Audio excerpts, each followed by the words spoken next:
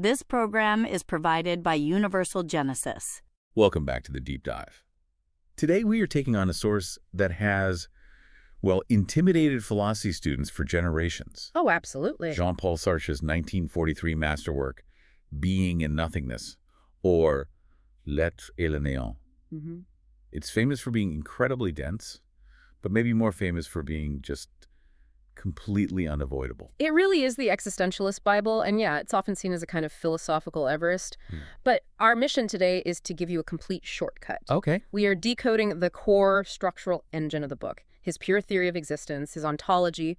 If you can get the fundamental mechanism he sets up in, say, the first 200 pages, the rest of it, the other 600 pages, they just flow logically from that. And the context here is so important because this wasn't written in some quiet ivory tower after a nice long walk in the countryside. No, not at all. This was published in 1943. During the brutal Nazi occupation of Paris, Sartre was 38. And that pressure cooker environment, it has to inform the relentless focus on freedom and responsibility in the text. Exactly. And you have to place it in his career. It was his first and really his only systematic philosophical work on this scale. It's a single, massive, focused monument of technical thought. So not some early lightweight musing. No, this is the definitive statement. Which sets up the central question we have to answer for you, the listener. Why? Why did he need to write 800 pages of super technical philosophy when he'd already written the novel Nausea 5 years earlier? Right. He'd already described that dizzying, nauseating experience of existence without any inherent meaning. What else was there to say? Well, nausea was a brilliant description of the feeling, the contingent, absurd nature of reality just hitting you like a shock. Okay. Nothingness was the theoretical proof. It was the structure that makes that experience mandatory. It's this huge philosophical defense that says, look, what you felt in nausea, that's not a mood disorder. It's not a personal quirk. It's a fact. It is an ontological fact about the universe. He needed that intellectual passport, that theoretical foundation, to launch everything else he did. He had to prove it to himself before he could preach it to the world. Okay, let's unpack this then. We're going right to the core. You're saying this entire 800-page mountain, it rests on just two fundamental distinctions in existence. That's the key. If we nail these two, we unlock Sartre's entire engine room. So what's the first one? The first is être en soi, literally. Being in itself. Being in itself. And this is just the way things exist. Think about the objects in the room you're in right now. A stone, a chair, a desk. They just are. They're solid. They're unquestioning. And completely consistent with himself. Yes. A stone is exactly a stone and nothing more. Sartre calls this an overly filled existence. It's total. It's dense. I love that phrase, overly filled existence. It has this heaviness to it, kind of suffocating completeness. Precisely. They are fixed. Their essence, what they are, comes before their existence. They don't choose an identity. They just embody it. And then comes the second mode, the one where all the trouble starts. That's être pour soi, or being for itself. And this is us, human consciousness. Right. We are the questioning, dynamic, unstable existence. And we're defined not by a solid presence, but by a lack, a deficiency. We are perpetually trying to define ourselves, always asking, am I not? So there's always a gap. Always a gap between what we are right now and what we might be, or what we feel we're supposed to be. So we're the only things in the entire universe defined by what we lack.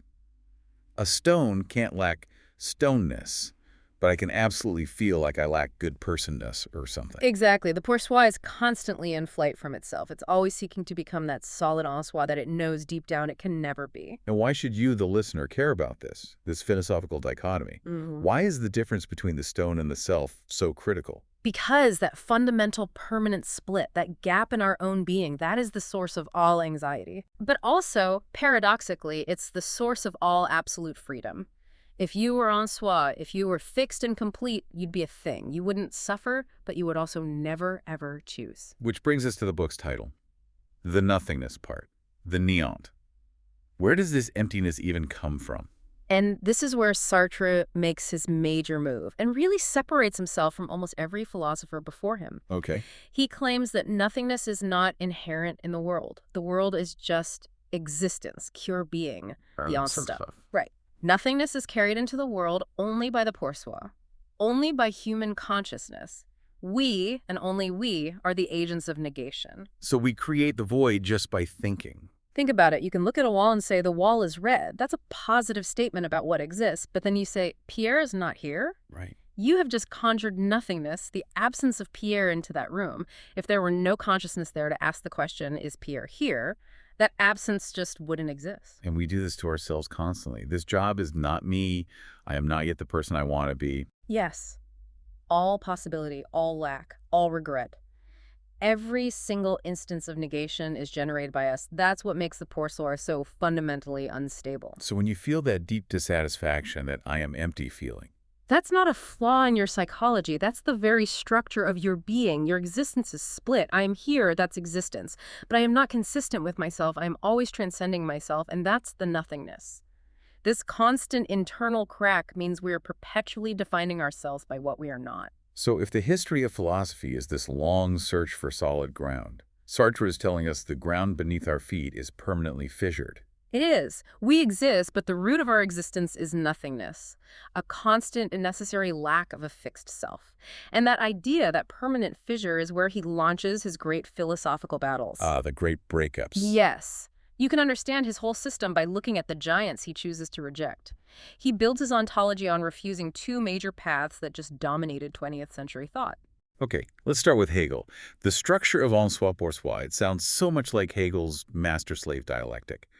So why use the language if you're going to reject the outcome? Because you had to. In the 1930s and 40s, Hegel, mostly through Marx, was the intellectual air you breathed.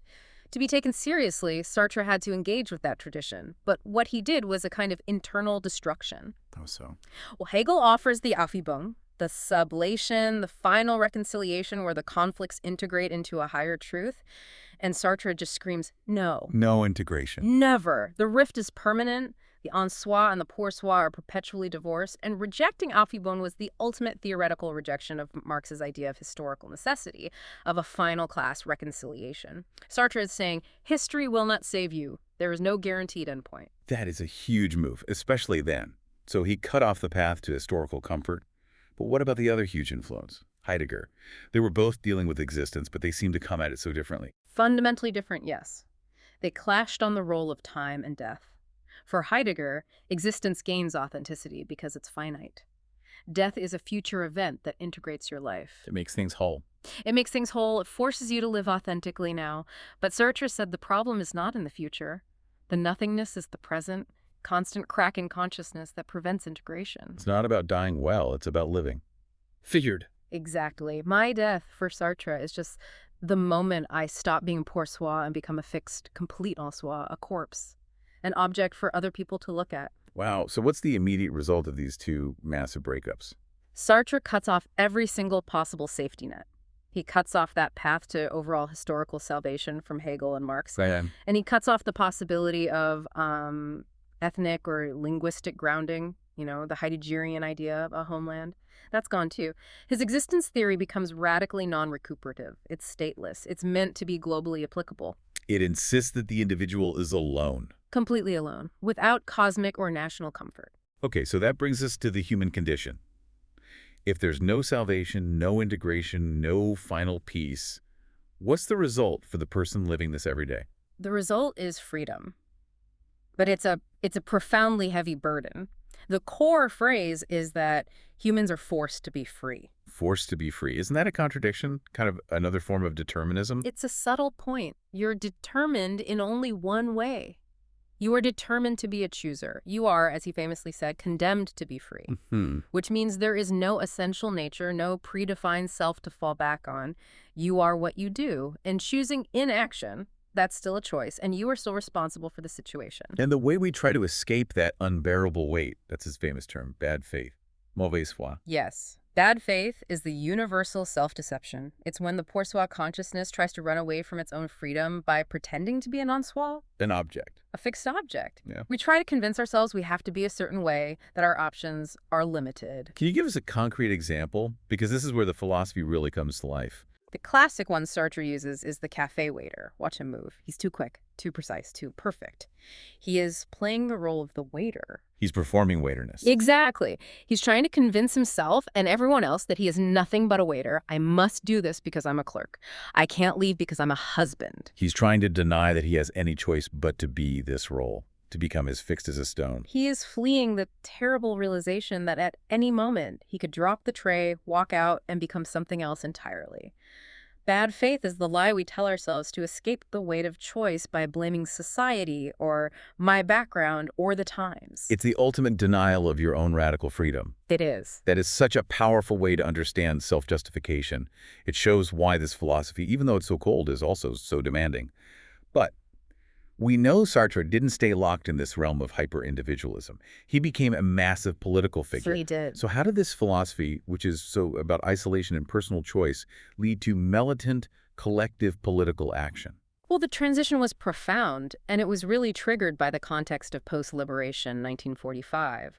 Sartre realized that the pure logic of being and nothingness, that all is subjective choice. It could easily slide into political nihilism. Right, if there's no objective morality, why should I fight injustice? Exactly. Unchecked freedom could become politically powerless, or worse, complicit. In the face of oppression, silence, and inertia, those are political acts. So the crack in the self forced him toward the world, not away from it. It did, and that's where he introduces the concept of engagement. Commitment. Engagement was the necessary moral leap he had to make. It was a self-imposed command to participate in the world. A declaration that the writer, the intellectual, cannot be a neutral observer. Their silence is an act of agreement with the status quo, whether it's colonialism in Algeria or poverty in Paris. To talk about freedom while being passive about oppression, that's intellectual fraud. For him, it was. He wasn't looking for a guaranteed victory or historical salvation. He was about the struggle for freedom itself, fighting to create the condition of freedom for everyone. It was the French revolutionary spirit, but applied to existence. Freedom isn't a gift. It has to be fought for. Constantly. Fought for and defended. And the political struggle became the ethical imperative that flowed directly from his philosophical proof of our radical freedom. This, of course, led to some really complex and controversial positions. He supported the FLN in Algeria, the Cuban Revolution, figures like Mao. We have to analyze those choices because they seem to contradict the anti-determinist foundation of his early work. And this is the massive tension in Sartre's later life. His first great book rejects historical necessity, rejects Marxism in its pure form. Yet he consistently supported communist-aligned movements built on exactly that. So what was he doing? We have to understand he wasn't really an ideological follower. He was consistently supporting the moment of struggle. Meaning he wasn't supporting the finished system, but the process of the break itself. Yes. He was drawn to the point where freedom was actively cracking the existing order. Colonialism, capitalism, established states. He sought out the place where history was temporarily unlocked, where people were forced to define themselves through revolutionary action. So the key political problem, then, was he confused the intensity and philosophical purity of this struggle with the emerging regime. Right. That's the tragedy of his political life. His failure was misjudging the revolutionary moment as it hardened into a repressive system, whether in China or Cuba.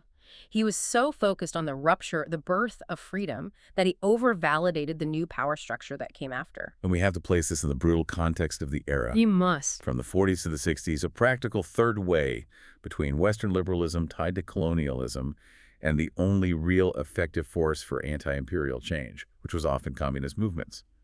It just didn't really exist on a global stage. He was forced into a stark choice. And Sartre chose the effective option. The movement that could actually shake the world over, the powerless but philosophically correct option of just sitting back and criticizing. He made a necessary political choice, knowing it was flawed, because his commitment demanded participation. So we've come full circle. We started with this cold, isolated philosophical proof written in occupied Paris.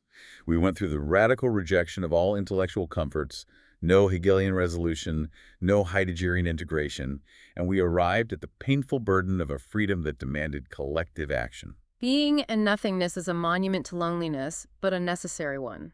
I exist, but my identity is defined by the absence of any external given root. And that absence is permanent. It's unhealable. It's the void at the center of the self. The ultimate synthesis being that this lack of foundation, this nothingness, is itself the source of our mandatory freedom. The book was written to prove that even without God, without a fixed human nature, without any historical guarantee, we still cannot escape the demand for action. And for you, the listener, the ultimate thought is this. Sartre wrote this massive, monumental work that fundamentally rejected all forms of completion, all finality, all ultimate meaning. Yet he went on to produce an astonishing 40 or 50 major works, novels, plays, screenplays, political texts, until his very last days. If he truly believed the crack in existence could never be healed, that salvation was structurally impossible, why did he feel compelled to keep writing, speaking, and fighting until the very end? Was the absence of salvation his true, inexhaustible muse? This program is provided by Universal Genesis.